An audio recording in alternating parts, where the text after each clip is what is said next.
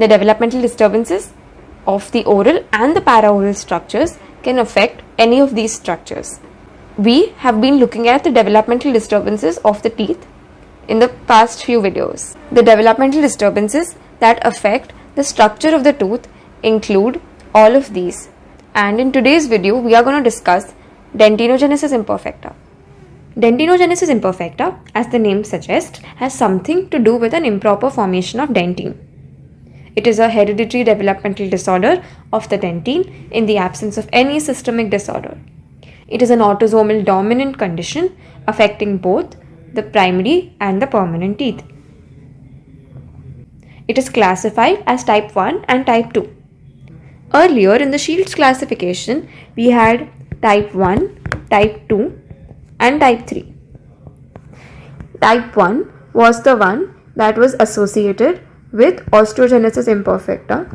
Type 2 was the one which was not associated with osteogenesis imperfecta, and type 3 was the Brandywine type. In the revised classification, type 1 was discarded and the type 2 became the new type 1 and the type 3 became the new type 2. Let's first look at the etiology behind dentinogenesis imperfecta. So there is an identical mutation in the DSPP gene which codes for dentine phosphoprotein and dentine sialoprotein. Coming to the clinical features, first let's look at the common clinical features. The crown of the tooth shows amber-like translucency and the color of the crown varies from yellow to brown to grey. The enamel easily fractures. I would say that it's a disorder of the dentine. So why is the enamel fracturing? It is because there is no support by the dentine which leads to the wearing down of the crown. These were the common features. Coming to the specific features of type 1 and type 2. For type 1, we have to remember 4 very classic points. Number 1 is that the crown is very bulbous. Why is it bulbous? It's bulbous because there is constriction at the cervix.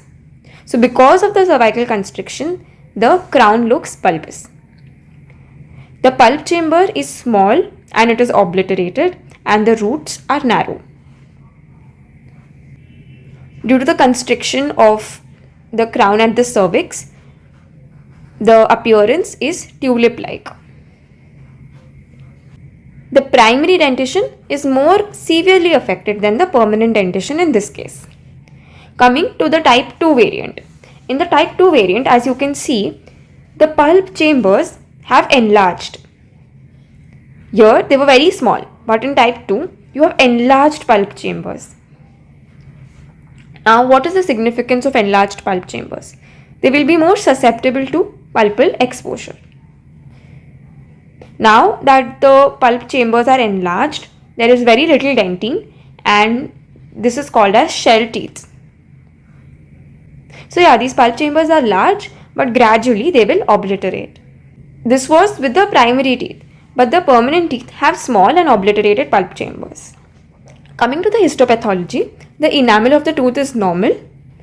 The dentinal tubules are irregular and they are larger in diameter, and the number of tubules in a given volume is less.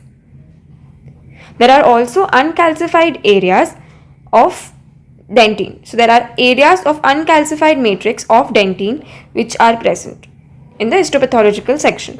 The pulp is obliterated by continued deposition of dentine. The radiographic features are very similar to the features we just saw. So the appearance of the crown is bulbous. It's bulbous because there is cervical constriction.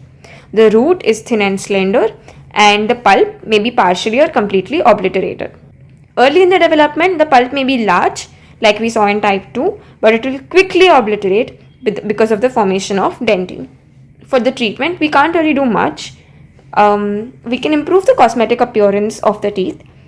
We can also use overlay dentures which are placed on the teeth and they are covered with fluoride releasing GIC.